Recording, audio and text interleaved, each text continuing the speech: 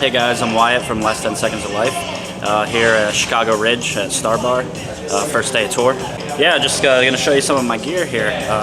It's a Jericho guitar. It's a Fusion 6-string baritone. I think it's right around 27 inches, the neck. A lot of people like the baritones in 7, but I like them in 6 because maybe I don't really know what to do with another string, so I just do that. I got EMGs in here. It's like the Zach Wild set. And I just put locking tuners in here, Spurzels, sort of to fit with all the hardware. This one's not the same because the string's too big to fit through these. So it's got the normal tuner on it, and I use Ernie Ball baritone strings right there. I don't think they make them anymore, but I get them off eBay. So I still buy them because I love them and they work perfect for what I do. And I love the gauge, like on the baritones, how they feel. I keep all the volume and tone up on everything. I usually don't use this pickup a lot, so it's always in the bridge pickup here, and just high output gain mostly the whole time. And then there's no bevel on this guitar, and I hold my guitars pretty high, so I use it so it doesn't cut off my blood flow. So people always ask me why, and I know it doesn't look good, but it doesn't have to look good if it works, you know what I mean? So once I finally get a guitar that has a bevel, I won't have to put that on there. But yeah, Jericho, awesome company. Been using it for probably 2 years now, close. So killer guitar. And then honestly a pretty basic setup here with the pedals and everything, but I got the PV 6505 Plus. Before I had this, I had a 6505, and I actually have another 6505, so I've always been a fan of the PVs. They're straight to the point, they're heavy. What I like about them too is they're good for the road. Like they take the pain and still work. Then I got this Mesa Cab here. It's a normal standard cab.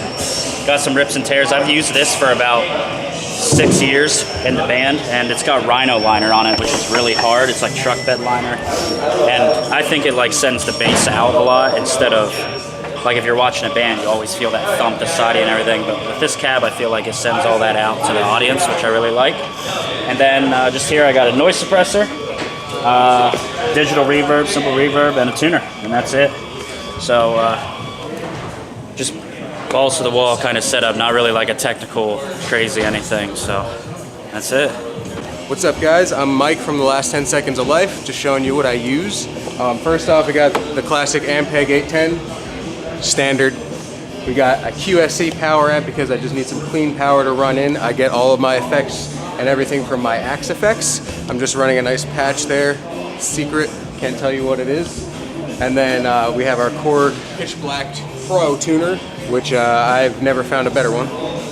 But really the key to my sound is the Microtubes B7K. This thing is just a beast and I can't get enough of it. That's the main part of my tone. Before I used this guy, I was using a Sans amp and a bass overdrive, which was really sick. I liked the result, but this thing really kind of just puts out more than both of those combined. So I'm really stoked on this thing. Oh, really the idea here is the Axe Effects gives you all the color that you are looking for.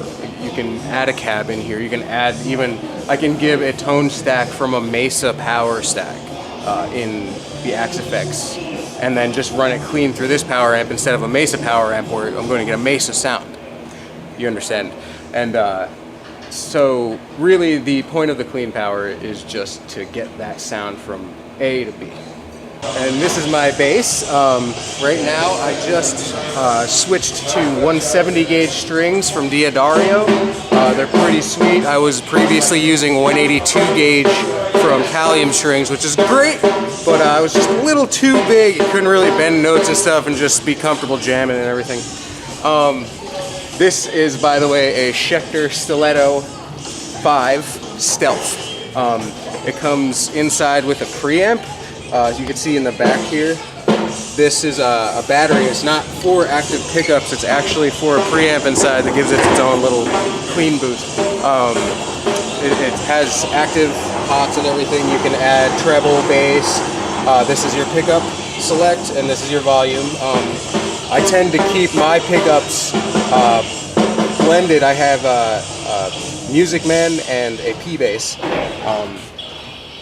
I tend to keep them evenly in between because I just get the roundest, fattest, like cleanest sound out of it.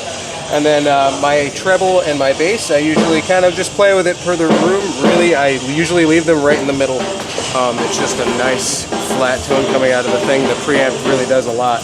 The key to my tone though, really, is these guys. This is a company called Lace Pickups. They have these Alumitone bass bars. This thing is just crazy. I originally had just the Schecter stock pickups, which are basically built like EMGs. They're great. They do the job. Once I put this lace in, it's like the bass just rounded out and became three-dimensional. It really fucking drove in that low end. It drives in that high end. Everything is just there. It even has a higher output than EMGs themselves because there's no actual coil in the pickup. It's a totally different technology, if you will. I don't know what to call it, but it's actually just two conductors that go across the front there. They're pretty sick.